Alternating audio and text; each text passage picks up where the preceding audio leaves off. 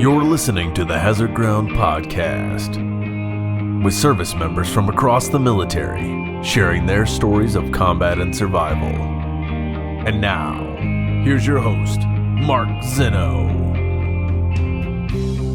Welcome into the Hazard Ground Podcast. As always, we appreciate you joining us each and every week. We have some great news to start the new year off. We got to put out that we made our latest donation from our Amazon promotion. This latest one went to the Veterans Outdoor Advocacy Group, which was started by two former Navy SEALs, one of which is Josh Jesperson, a former Hazard Ground guest. You can go check out his story on episode 59.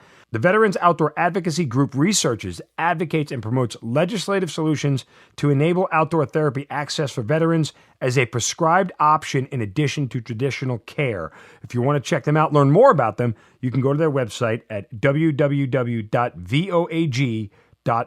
again, for more info. And this donation was made through our Amazon partnership. If you're not familiar how it works, you're clearly not a fan of the Hazard Ground, because we've been telling you every week, go to our website, hazardground.com, click on that Amazon banner there, do all of your normal Amazon shopping just like you always do it. Whether it's for personal, for business, doesn't matter. Just go to hazardground.com first, click on the Amazon banner right on the homepage or on the sponsors tab.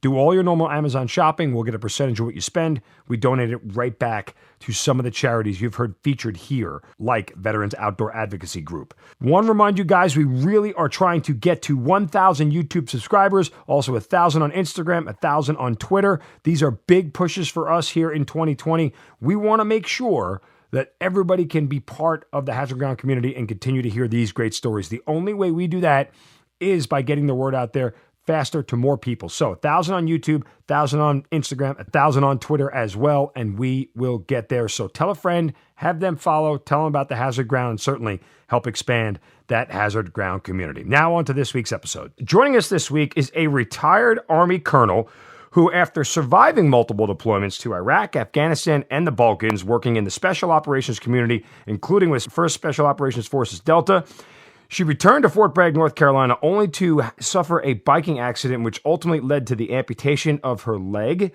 And she was the only active duty female amputee in the United States Army. She is Colonel Retired Patti Collins, joining us on the Hazard Ground Podcast. Colonel, ma'am, welcome. Thank you for being here. Thank you. It's great to be here.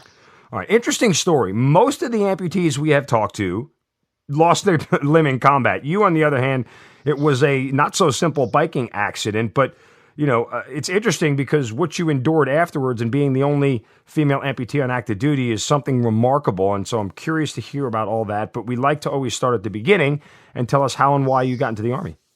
Sure. My story on how I got into the Army is really not very patriotic sounding.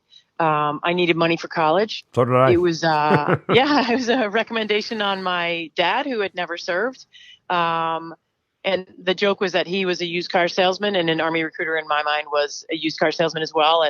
And my dad, I thought, didn't see the sales pitch coming. But as it turned out, it was one of the best decisions of my life. He was absolutely right. So, you know, that was a pretty simple reason to come into the Army. And after my initial assignment to Fort Lewis, Washington, I loved it. I mean, those were my people. I loved the mission.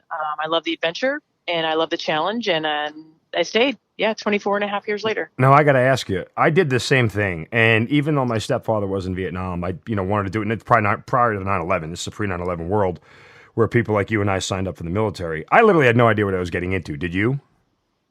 No. My uncle had served in Vietnam. Didn't talk much about it. My other uncle had a short stint in the Marine Corps. And the TV show MASH, as crazy as it sounds, that was my impression of the Army. So good, bad, right, wrong. That's what I thought I was doing. Yeah. So you went through the ROTC program? Absolutely. Yeah. Rutgers University. Ah, right on the banks of the Raritan there. On the banks. Yes. All right. Beautiful stuff. So when you get commissioned, what year is this? 1991. So the Gulf War started in January of that year, the first Gulf War. I found out my branch the night that the Gulf War started, actually. Now, were you like, oh boy, this might have been a bad idea? No, not at all. Because I think even then, it's, a fairly peaceful time in our country. That's what was ingrained to you, is that we have an Army for a reason, and should we need that Army, then we serve, right? So that was an exciting time. by the time I came onto active duty in the summer of that year, of course, the war was over. Most people were home. And I think my community of peers thought, oh, we missed it. We missed our chance. We're going to do 20 years of non-deployments, of going to the National Training Center or something like that. What branch did you ultimately end up choosing? I chose Signal, and the Army decided that was fine, but I would do 2 years in Air Defense Artillery first. And so I spent my first 2 years doing Patriot missiles, which was a really exciting time because Patriot missiles were pretty popular after the first Gulf War. Yeah. So that was kind of a cool thing for sure. Yeah. And so 2 years of that, and then I transitioned. Yeah. Gotcha. Okay. So kind of, as you mentioned, the Gulf War ends and it's back to life as normal, so to speak, until 9/11. I know it's hard to encapsulate a 7 or 8 year period, but what's life like while you're on active duty in the time prior to 9/11? Right. I think after my first assignment, I went to Fort Bragg because, sometimes people think the sun rises and sets there, and in a lot of reasons in the Army it does. And so I think I really cut my teeth there with some. You had to be pretty tough to survive at a Fort Bragg mentality. And I was in 18th Airborne Corps, spent a couple of years there. And that's when I was really, I was approached by some folks that had served in the special operations community as a communicator and said, hey, is this something you'd like to do? And that really piqued my curiosity because I didn't know what opportunities that might look like. I think that's, it's certainly a challenging environment. Things happen pretty quickly. And generally, if there's going to be something exciting going on in our world, soldiers from Fort Bragg are going. So that was a great place to start. My second assignment, that's where I initially knew, women could have a role in the special operations community. And so my interest was really piqued there. It took a couple more years before that happened for me, but I was a company commander at Fort Bragg, which is, arguably one of the best jobs an Army officer can have. So it was a great time. So let me ask you, you bring up an interesting topic because, again, prior to the 9/11 world, women's roles in the military were much more defined than they are now. We have women going to Ranger School. We clearly have women in combat arms and all that. That was never an option for you back then. Were you ever bothered by it? Right. I will say it was probably evolving, pre 9/11. It's not something that you saw regularly in the news. It's not something that was, we just didn't hear about. But it certainly was starting to happen in that special operations community. And I think I credit that community because generally the mindset of that group of people is, I don't care who you are, where you came from, what you look like, as long as you can perform and as long as you can do your job. So I think they were probably the beginning of the barriers breaking down for women. I think some of the data that we took to really figure out, can women do this? Can we do these things? Probably came from that community. I don't think it is a mystery. If we look at, who is the commander of the Maneuver Center of Excellence when women went through Ranger School, it was, someone who came from that community that saw what women could do. So, to that end, I think they just see what people can do. They look at capabilities of the individual. Because that's right. It's amazing. If anybody who's gone through or has seen any documentary on Special Forces assessment and selection, you can have these big, bulky guys who are the picture, they're built like Adonis and they're the picture of physical specimens, and they flunk out, and the scrawny little dude makes his way through it because they understand a lot and think a lot differently than what you would assume a Special Forces guy is supposed to look like. So I think they look at the capabilities of the individual and say, there's an asset and there's something we can use and we can make the most of it. It doesn't matter, like you said, what you look like, where you came from, or anything else. Yeah, I think you're absolutely right. And I think, especially when you come from a support environment like I did, nobody cared really particularly how fast I ran as long as I could provide the services that they needed, right? Mm-hmm. As it turned out, there were some criteria to enter into that community that required me to have a certain physical level. But at the end of the day, I had to be smart and I had to be able to provide what the warfighter needed. So you enter into this environment. Are you ever overwhelmed? I think... one of the phrases that I learned in that community that I use in a lot of parts in life is I never worked so hard to be so average, because everyone there is really good. Yeah. And I think, the imposter syndrome is something that a lot of people experience where they're waiting for someone to look around and go, I think they're going to realize that this person isn't good enough to be here. Right. We all think that at some point in our life. So, yeah, I certainly felt like I was, the duck kicking under the water like crazy to try and keep up.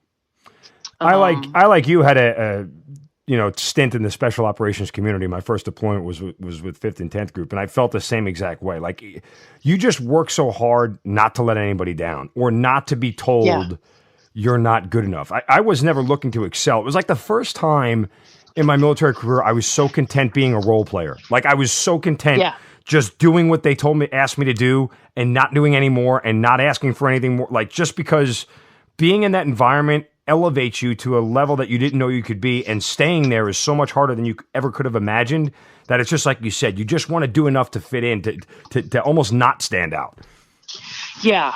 And I think, when I left the community for the last time and my boss had said, "What did you learn?" And my answer to him was, "Sir, I could never say no." And he said, "I don't understand what you need." And I said, "You hired me to solve problems for you.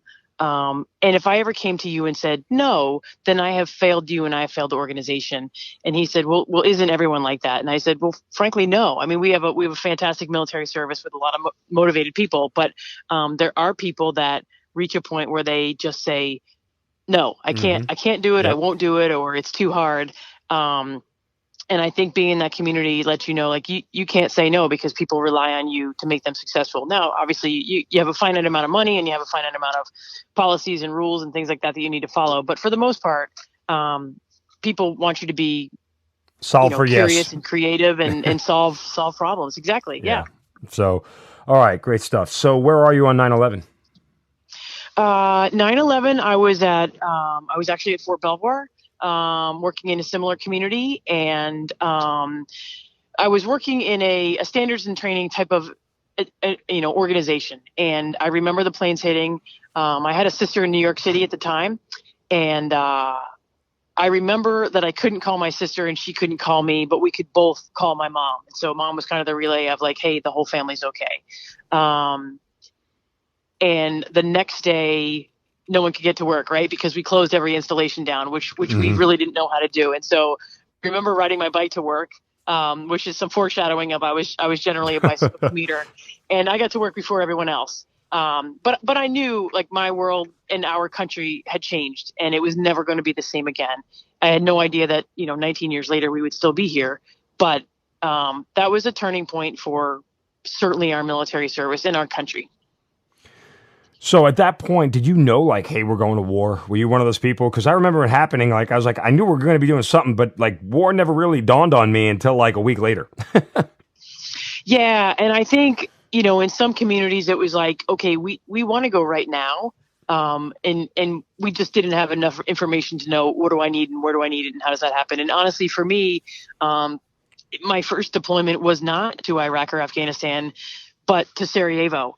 And there were terrorists tied to 9/11 in Sarajevo. In Bosnia, so it took a year before I went anywhere, but, and then you're just kind of waiting, like, when do I have the opportunity to serve?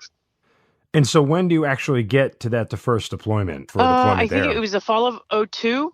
Okay. I went to Sarajevo, and I worked on a task force that was looking for personnel indicted for war crimes.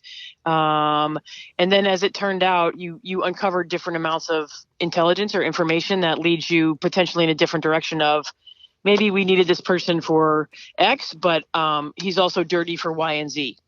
So that was the first way that I was able to have a small role in contributing toward counterterrorism. Your first deployment to the Middle East happens when? The spring of 2006. Okay. Yeah. So where are you going? What are you told? What's your mission? And by the way, is all this out of Fort Bragg, or you're bouncing back and forth? Where are you deploying from? I'm bouncing back and forth. Okay. The Bosnia rotation was not, but my first time to Iraq, I was serving in SFODD. Okay. I was going over to be the Task Force J6 or Communications Officer. Our deployments were shorter. Yep. But generally the plan was, at the time, you go for 13 weeks, you come home for 26, and then you just repeat. My repeat didn't necessarily happen as advertised, and we'll get into that. So, but I was a information technology for the whole task force, and that happened pretty quick. At that point in time, we had just really started integrating intelligence, surveillance, and reconnaissance feeds, so video feeds, to the desktop of leaders wherever they wanted to see it. I remember one of the first things we were challenged with is, I want the feed that's on this aircraft or this helmet cam or this whatever, and I want it wherever I travel in the world. And I remember that, and my boss telling me that was what we were supposed to figure out, and I felt clueless. And I thought, how are we going to do this?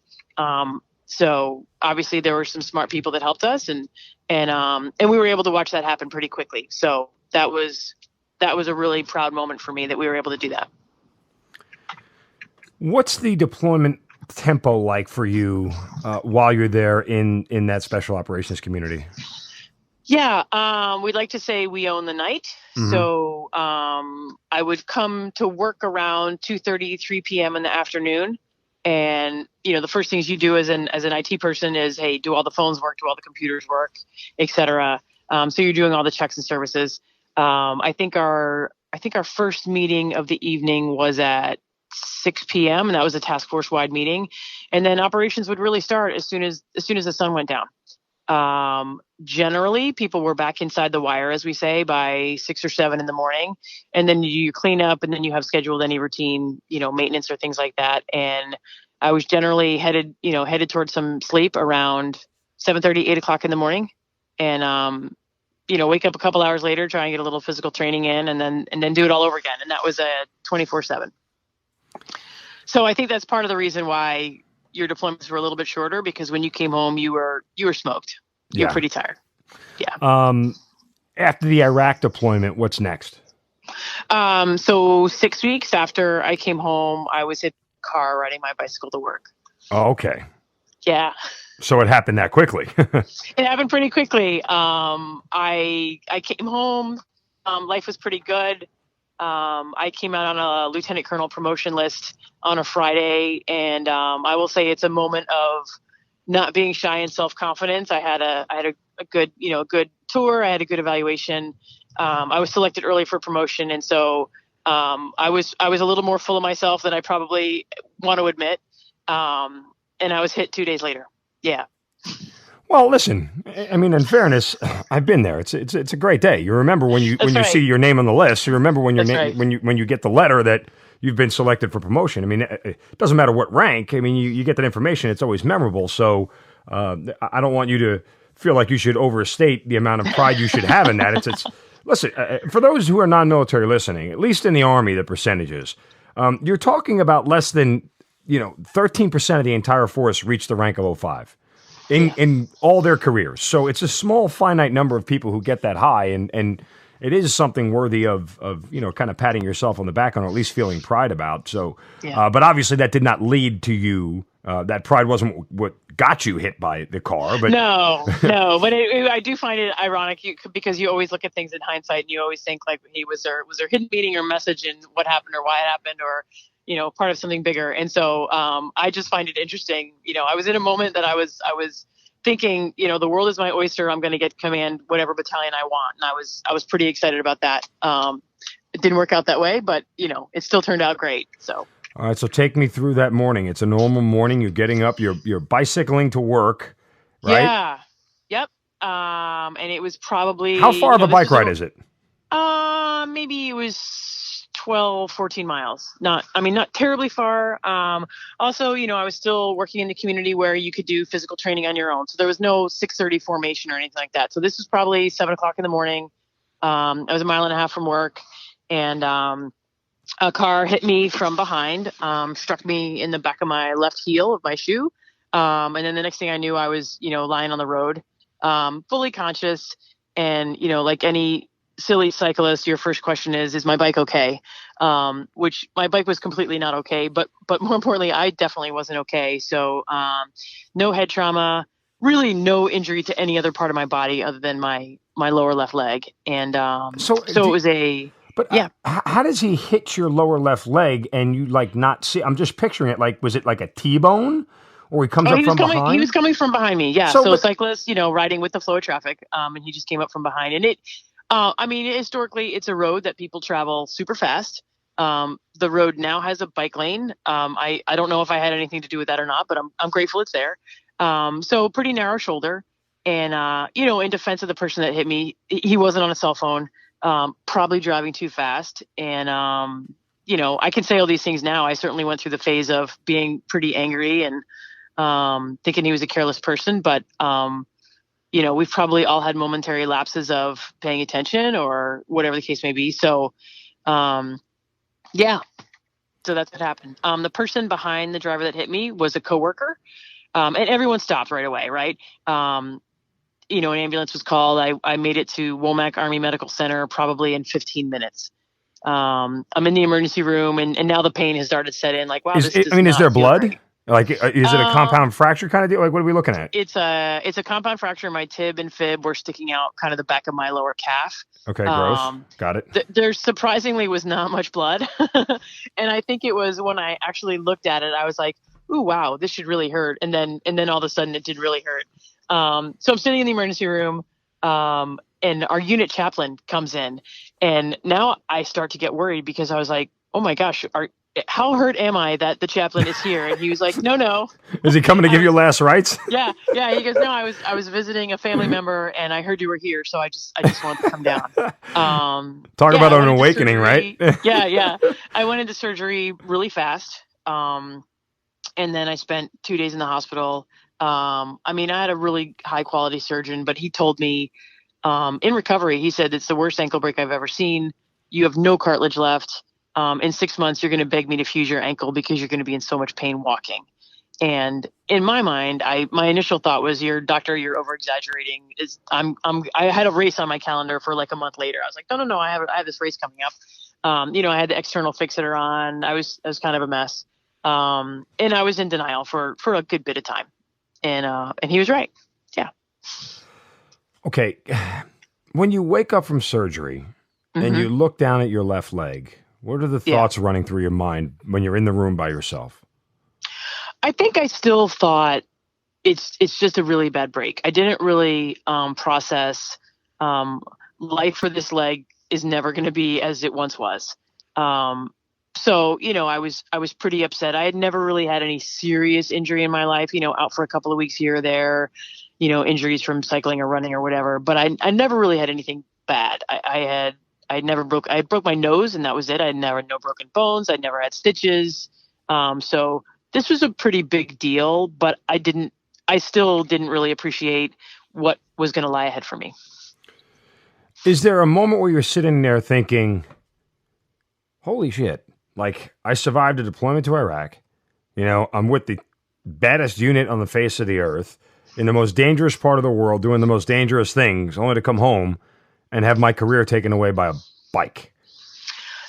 No, there were a lot of bad, dark thoughts, but that was not one of them. For a long time, I wouldn't say a why me or this isn't fair, only to realize that you've got to go through that process. So once I got there, and it probably took about 12 or 14 weeks before I was in a pretty dark place, and I allowed myself to really process what I felt was my identity had been taken away. Right. I said earlier, I was hired because I was smart, not because I was fit, but that was not a lesson that I knew until after my injury. My whole identity was, I could kind of hang with most of the fellas, and that's why I had these opportunities. Not really appreciating, I had a brain, I knew how to use it. I was pretty good with people. So I obsessed about when I realized, hey, my active life is not going to come back the way it once did. That was a really, really hard thing for me. Depression came knocking on my door.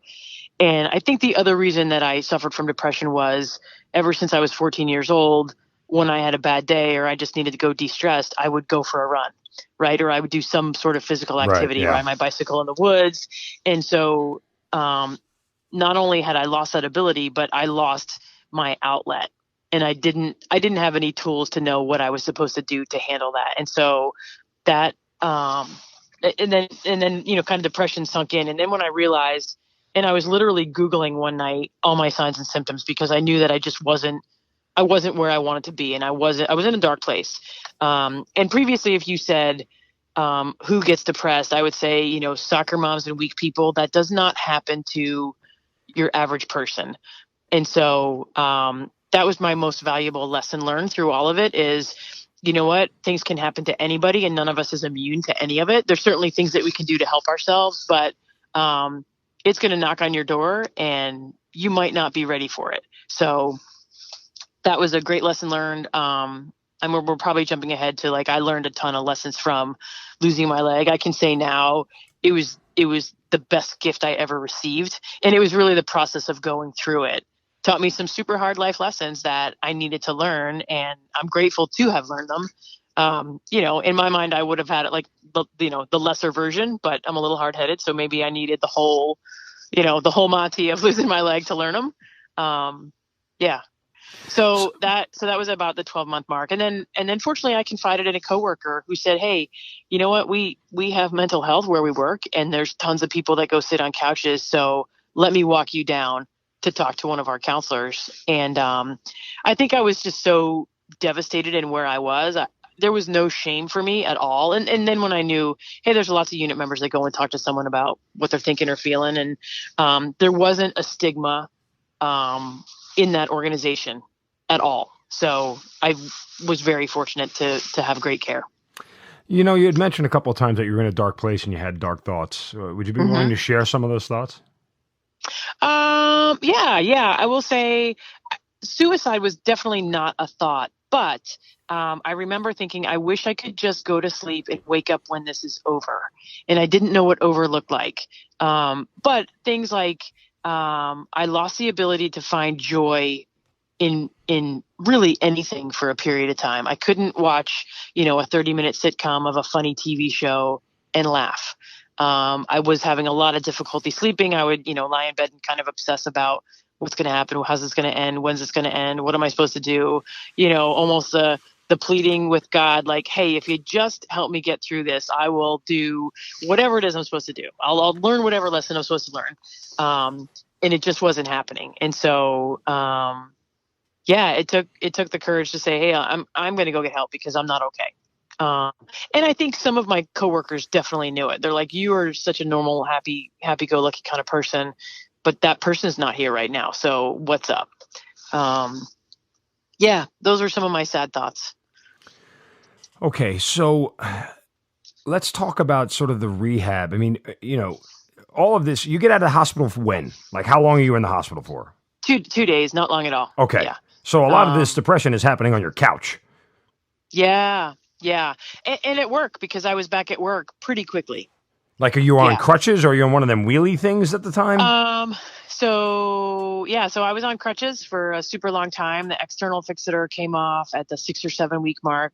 And then I was in a boot, but I couldn't be weight bearing for another 6 weeks. And then by the time I was weight bearing, and I was in physical therapy pretty regularly. It was tough. It was tough. And the doctor was right that by the time I was able to give up crutches, my walks were extremely limited in duration. And so I like to use the analogy of I couldn't do a trip to the grocery store without crutches because it was too painful. And I wasn't going to take narcotics. That was just not something I was willing to do because I didn't want to look forward to a life of that. That just was that was off the table. So, probably around the 4 or 5 month mark, I saw a foot and ankle specialist and I said, hey, I want to amputate. Now my first orthopedic surgeon that I said that to said, I can understand why a good amputation might be right for you, but you don't meet the criteria for an amputation. You have some bone loss, not enough. You have some nerve damage, not enough. And you can still accomplish your activities of daily living. And I said, if I were, a 65-year-old woman, that might be true. But I was 37 at the time. I was in the early stages of adopting a child. And I said, I don't want to be the mom that passes out oranges on the sideline. I want to be the mom who's the assistant coach. And so he said, yeah, I get all those things, but he's like, I won't do it for you. And so I was pretty crushed. And now, was this an Army doctor who told you this? This was an Army doctor. And so this was 2006, 2007 timeframe. So the Walter Reed scandal had just broke. Now I was still at Fort Bragg. I never went to a warrior transition unit or any sort of rehab like that. I stayed right at Fort Bragg. And my unit said, well, we're going to get you a second opinion. So I went to see another Army doctor. I went to see Dr. Kurt Allitz, who was an orthopedic surgeon at West Point, and he was the foot ankle specialist. And, he looked at my film and gave me an exam, and we spoke for a long time. I mean, multiple hours. And he said, I understand what you want to do, because I understand you as a person, not you as an X-ray or an MRI. And if this is what you want to do, then I will amputate your leg. So that decision was made probably in the spring of 2007, and we were going to do it at Womack Army Medical Center. And the chief of orthopedics there said, not in my hospital. This is not going to happen in my hospital. What? So, and again, this is the Walter Reed scandal had broke, where there was a whole lot of scrutiny placed on soldier care and what's going on in hospitals and things like that. And so I think elective amputation is becoming more common now, but this is, 13 years ago, and people were doing limb salvage for multiple years, and I was shy of a year. And so some people thought this was very aggressive and wanted to try a fusion first and see how it went. And so I wound up flying to West Point on a Monday morning. I had my pre-op Tuesday, amputation Wednesday, flew home Friday through Newark Airport. Like, I wouldn't even use a wheelchair. I was on crutches. I would not take anyone's help. I was very stubborn, and I never looked back. I was like, this is it. This is all going to be good. I was fortunate in that my first prosthetist was in my surgery with me. And it was pretty smooth sailing after that. Okay. You're making this sound really easy, and it's not. So that's kind of... it wasn't.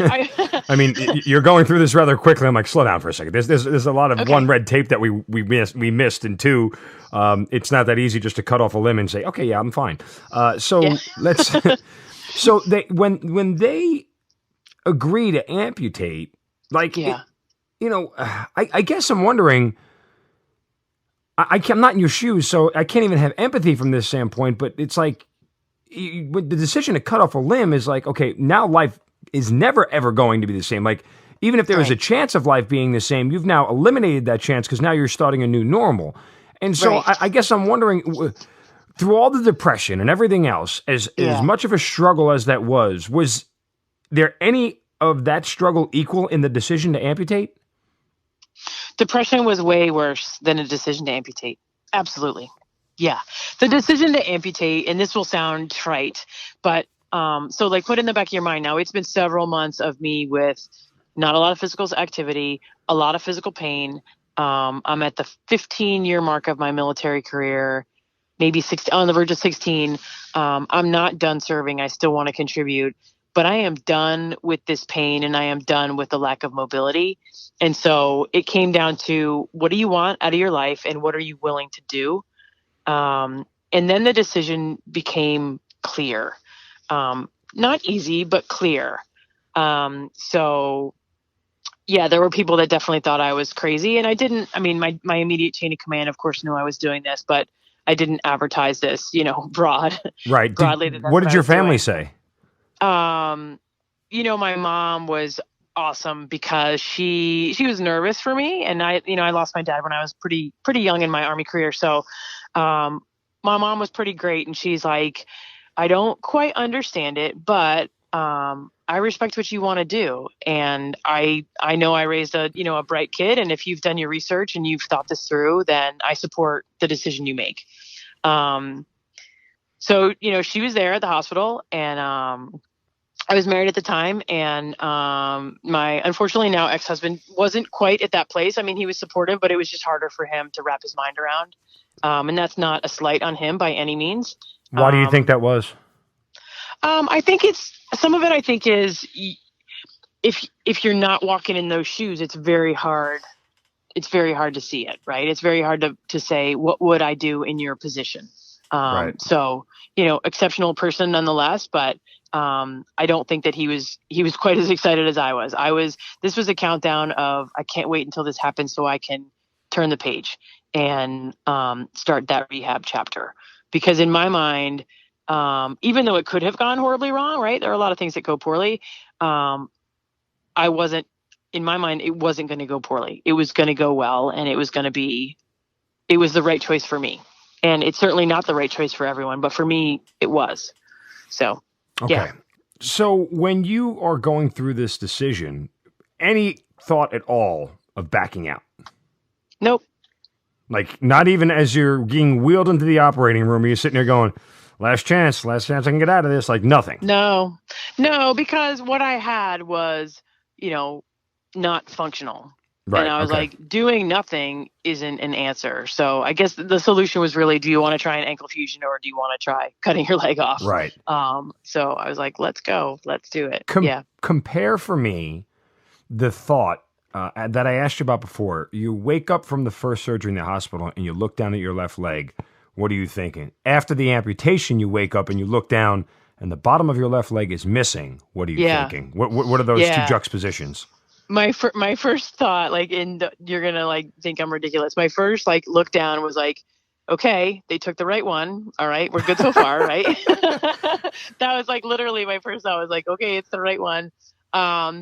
It looked like, okay, it's gone and it's never coming back. And that was kind of the interesting thing is that people have said like, well, it's never coming back. And I was like, I mean, of course I know it's not coming back. You think that? I haven't had that thought.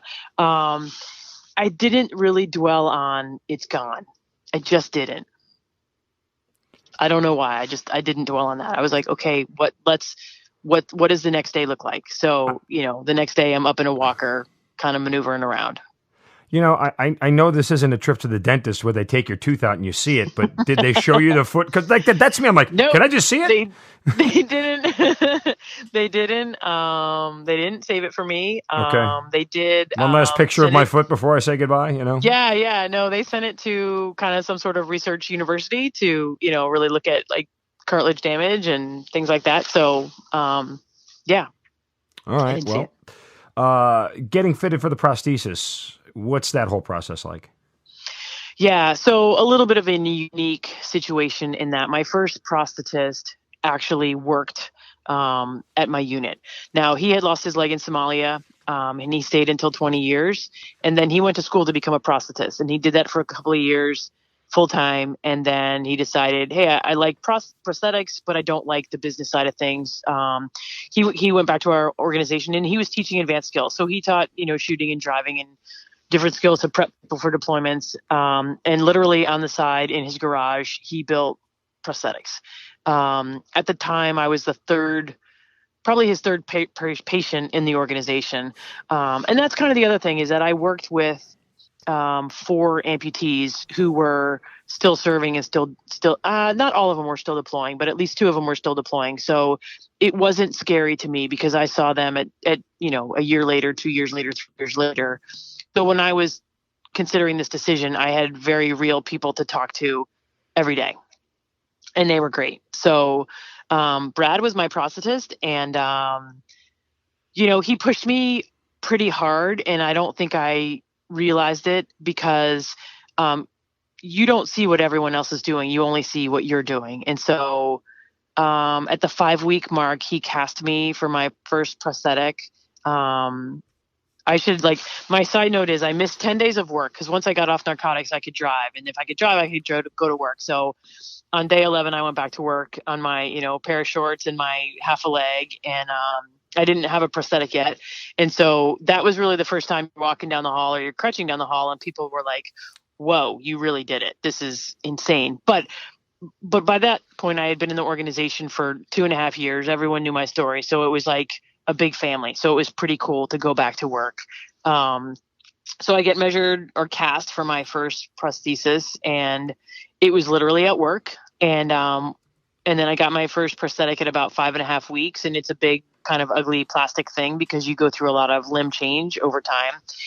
And so he put it on me and I had crutches and I walked around his office. And then I looked at him and I said, I'm going to put my crutches down. And he said, okay. And then I kind of shuffled around a little bit more.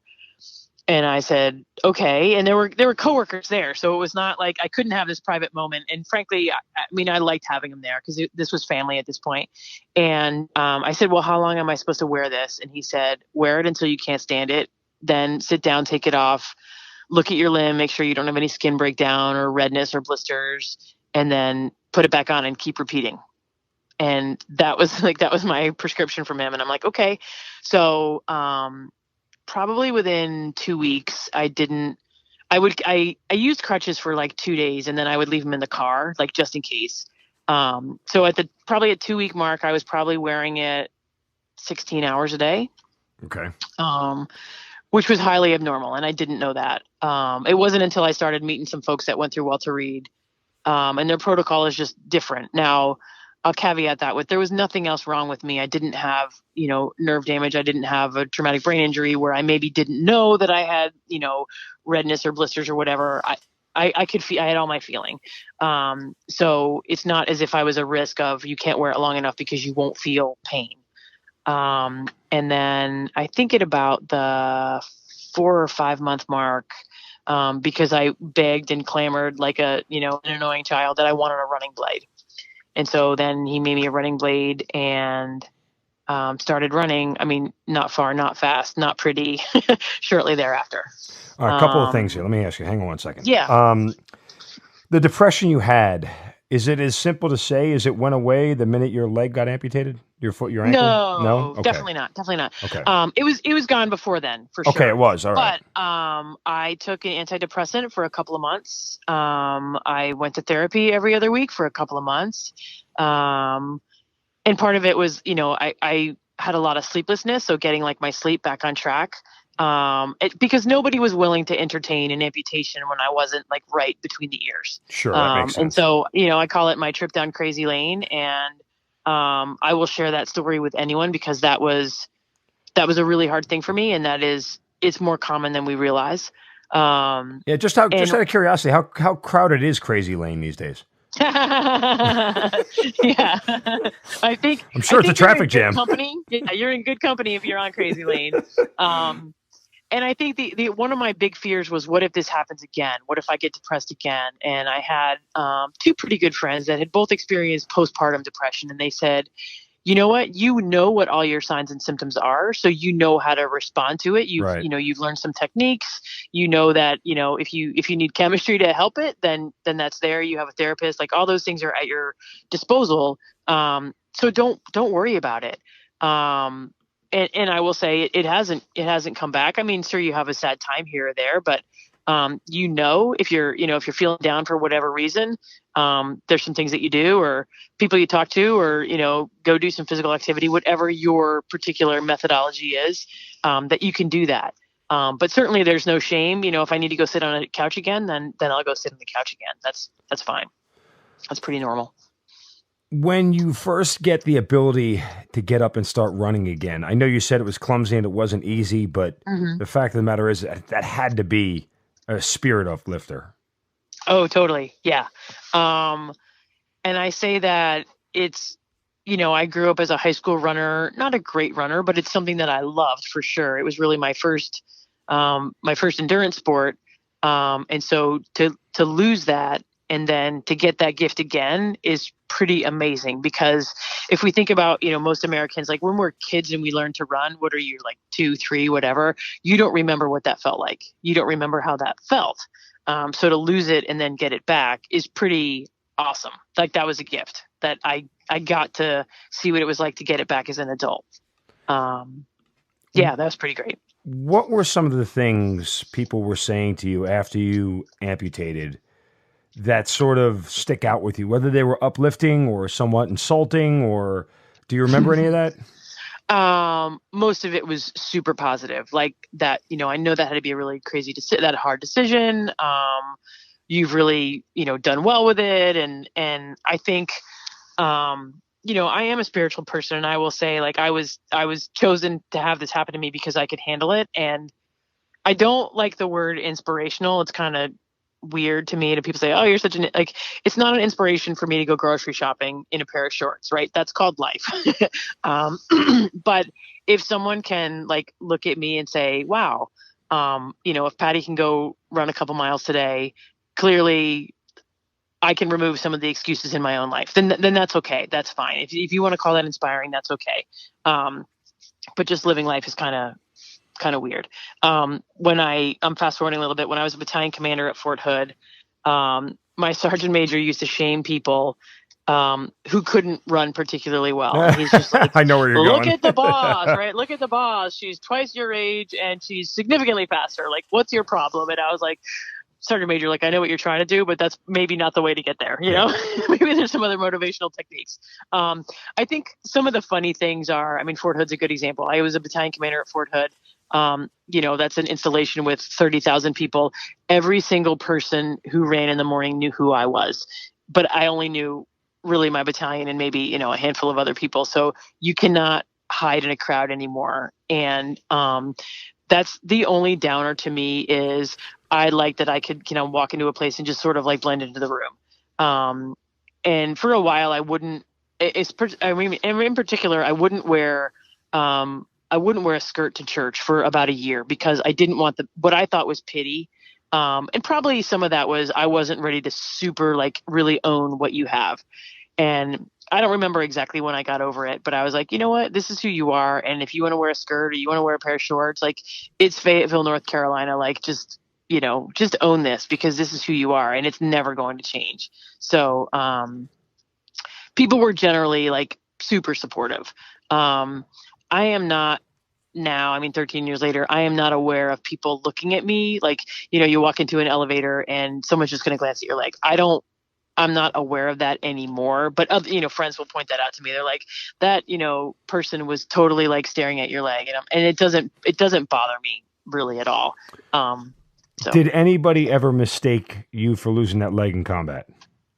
The funny thing is that I am rarely asked if I ever even served in the military.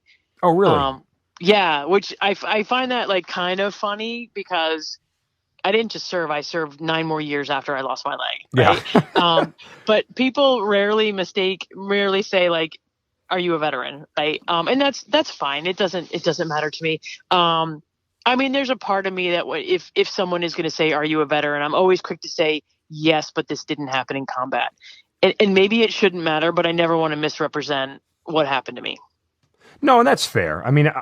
Listen, for what it's worth, that's the right way to do it because there's nothing worse than somebody in our line of work misrepresenting what they are and what they've done. And you and I have been doing this for 20 years and we've certainly seen our fair share of people do that for reasons that are inexplicable.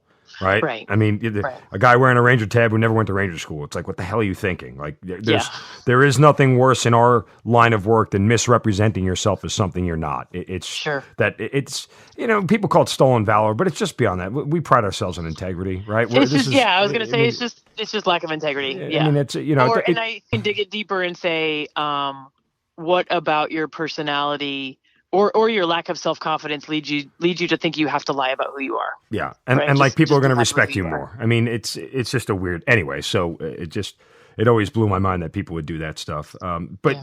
So as you continue on the military career, when do you get to a point where you're going to retire? I think I went to Afghanistan for a year. I came home. So you went to Afghanistan as an amputee? Yeah. I'm an IT person. It's not like I'm out digging foxholes or assaulting hills, right? It's ones and zeros. Yeah. I went to Afghanistan in 2009. I was working in the Pentagon, and then General McChrystal was nominated to be the next commander of ISAF forces, and he asked me if I wanted to go. And I initially said no. I had recently gone through a divorce. I had a little boy at this point. I said, I really don't want to leave. It's not a good time. And that was fine. And then 2 weeks later, I got an email from his exec who said, can you come over and help us with communications? And I said, sure. And initially it was like, come over for 2 months. And my 2 months turned into 10, and that was perfectly fine. Wow. I was honored to do it. And, I could have said, I want to go home at any point, but I was never going to say that. Right. Because, why would you? Like, you're going to serve, you're going to do a job. So I did that, and then I commanded a battalion, and then I came back to DC to go to the War College. And I knew generally I wanted to stay in DC. I didn't want to move anymore. My son was with his dad in DC at that point. And I said, I'm not moving anymore. I'm not leaving him anymore.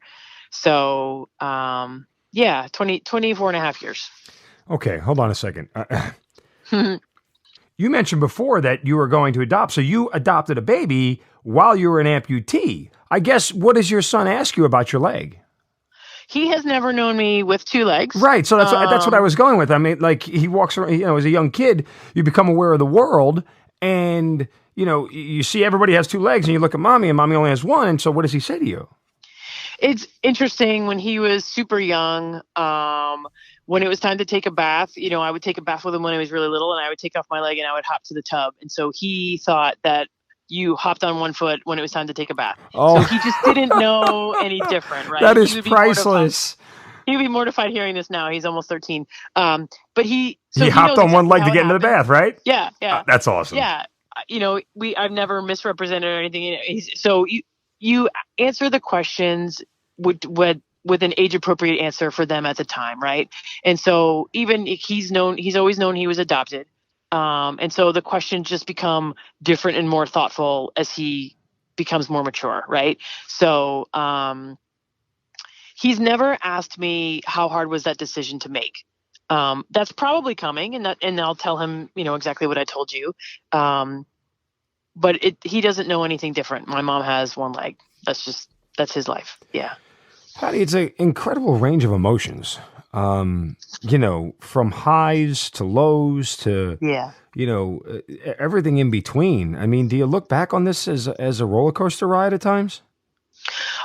I don't really look at it as a roller coaster ride. I think that because I feel like I'm on it with you right now. I mean, like we started the joy of getting promoted to what happened to your leg, to the darker part of depression, to getting out of it, to amputee, to running again, to raising a son and all that. Like it's yeah, it's a lot. I think I don't really look at it as a roller coaster. Like that's life, right? And nobody has the perfect textbook. Everything is great life. And that's okay. Like, learning, one of my friends gave me a book when I was like super depressed, and it was called Learning to Dance in the Rain. And it really kind of gave you some thoughts on like how to be present and find joy wherever you are, even if you're not in a joyful place. And so that kind of, I'm not always good at it and not super grounded all the time, but that kind of gives you pause and makes you think about, there's joy everywhere around us. Maybe it's not happening to me right this moment, but it's here. So I'm going to find it. Do you ever stop and think about what your career would be like? Not your life necessarily, your career, had you not gotten into the accident and ultimately amputated. I don't think it would have been any different. Really? Why? Yeah. I think partly because the community where I was assigned when it happened, they were so intentional about never putting a barrier on me. And when I went to my surgeon and said, okay, I want to run and I want to jump out of airplanes again and, blah, blah, blah. And I got to do all those things because nobody said you can't or you shouldn't. And so maybe I went further in my career because I was different. I don't know. Maybe I wouldn't have been an 06. I don't think it would have been that different. I think more people know who I am now because I have a different story, but I would like to think that I was a better leader because of some of the, not so great things that I went through. I think maybe I was more empathetic to, some of the situations my soldiers and leaders were in, but I don't think it would have been different. Not really. No, I think that's fair. I mean, I'm not a judge of it by any stretch of the imagination, but the answer seems pretty consistent with what your experience and what I've deduced from you so far in the almost hour that we've been talking. The one thing I didn't mention that I want to throw in here is for the listeners is that you are actually a Paralympian and a triathlete. Yeah. So was this something that you started after the amputation, or I know you said you'd like to run and you were doing races, but were you a triathlete prior to the amputation? Yeah, I was a triathlete before the amputation. And then near the end of my career, triathlon became a Paralympic sport. And I think this was announced in 2012. And they said 2016 will be the first time paratriathlon will be competed in Rio de Janeiro. And so I knew I was going to retire, but part of the catalyst, I will say, is I knew that I probably needed some dedicated time to train. And so I retired at the end of 15 and I said, I'm taking 2016 off to train full time. So I did. I took a year off and lived on my pension, which from a financial standpoint isn't the smartest thing to do living in the DC area, but it's doable, right? You can do it if it's, Well, if you're living in a small shack in Northeast DC, absolutely. Yeah. And so I did that, and I felt super fortunate in that I had amazing athletes as teammates, which are all good friends to this day. Amazing coaches, and what an opportunity, right? I mean, I was 47 years old when I went to the Paralympics. That's a pretty awesome experience. And even the process of getting there and just kind of getting to race, I've traveled as much around the world in a couple of years of triathlon than I did in the Army. So that's pretty neat. Met people from all walks of life. And how cool is that to say I got to represent my country in, two significantly different ways? That's amazing. Congratulations. Yeah. That's fantastic Thanks. stuff. Thanks. Where are you now with the prosthesis, and what's it like every day? Yeah, I don't think about it. I mean, it's been a long time since I really thought about like, ooh, you're wearing a leg. What's that look like? So it's been a little over 13 years. The funny story is I just got a puppy recently and realized that you need to get up multiple times a night with a little puppy to take him outside. Yeah. And so just the process of like, how fast can you get your leg on, get the puppy out of his cage and get him outside is pretty fast. It's, almost like pit crew fast. It's a matter of seconds. I don't really think about it. It's just something you do every day. You put your leg on and you go on about your life. Well, you have to have a regular leg and a running leg, right? So you have multiple? Yeah, I actually I have 3 legs. I have what I will call a walking everyday leg. I have a running leg, and then I have a leg that has an adjustable heel height. So if I want to, wear a pair of heels to go out somewhere, the technology affords me that opportunity. When I moved to Washington, D.C., for the second time I was up there, and I went to Walter Reed to get my prosthetics made there, and I still do. So, they do a super job, and I've had super care from them. Amazing care. Yeah. That's incredible. So you can wear high heels and just, go out to a ballroom dancing class. I can. I was not a good dancer before, and now I have an excuse why I am still not a good dancer. Yeah. Tell me about the George W. Bush Presidential Center and your association with it. Right. That started in 2011. He selected 15 veterans to go mountain biking with him.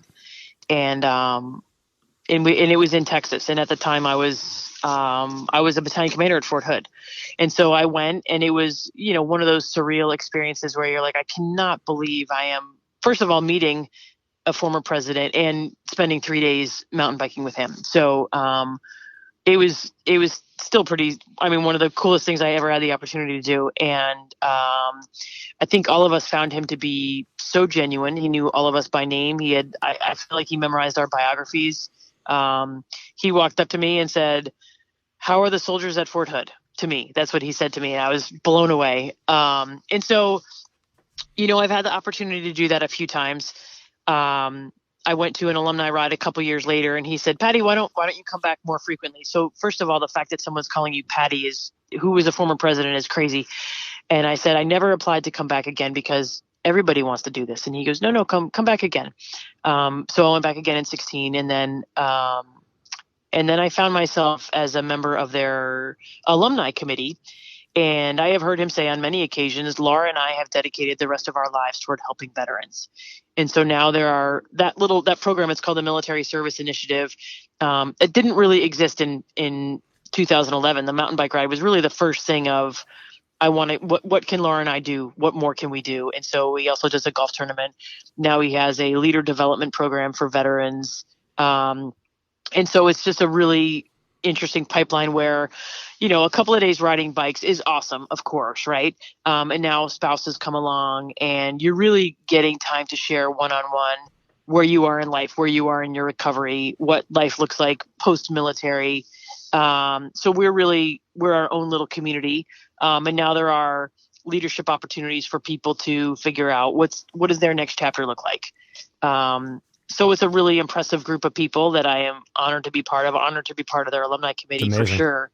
And we're having the discussions now of, the president's in his 70s, and he's super fit, and he has a great time with us. But, we all know that this is not going to be something that goes on forever. Right. So now we're taking the reins on our own, saying, what can we do in our own little community to keep this alive and going?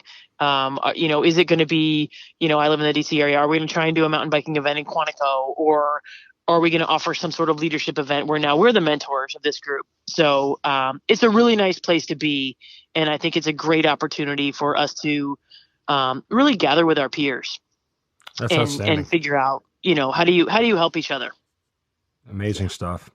Let me ask you, Patti Collins now would go back and say what to Lieutenant Colonel Patti Collins the day before the injury? Oh, wow.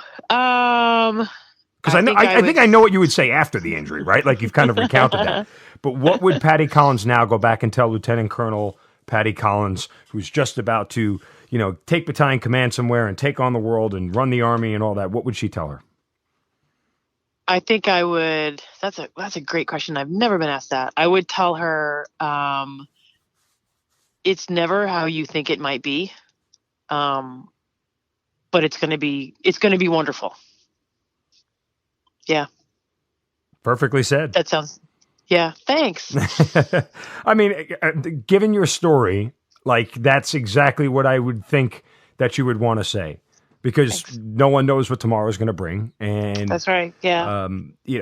I always say that the Army has a way of putting you where you're supposed to be. And that sort of happened for you. And everything worked out the way it was supposed to. And, I think at least gleaning what I have from our conversation, I don't think there's much you'd change about the way your life has went. No, it's pretty great. Yeah. I'm content and happy where I am. Well, certainly, again, an incredible story, an incredible career. I know we didn't spend much time getting into the weeds of, deployments and missions and everything else, which is what we do a lot of here on the podcast. But given your personal story and all you've had to go through after the fact and, to the Olympics and triathlons and now with the George W. Bush Presidential Center, I mean, you've kind of covered the gamut and everything and really, still continuing to lead from the position you're in now, much as you did while you were in uniform. Thank you. Patti Collins, it's been an absolute pleasure to talk to you. We wish you nothing but the best. Thank you. Mine as well. Thank you. Certainly. Thank you for being part of the Hazard Ground. Thanks. You've been listening to the Hazard Ground podcast, hosted by Mark Zeno and produced by Matt Pasquarella. If you have an interesting story to tell and you'd like to be on the show, send us an email at hazardgroundpodcast@gmail.com. And if you like the show, don't forget to subscribe, rate, and review on iTunes. Thanks for listening. We'll see you next time.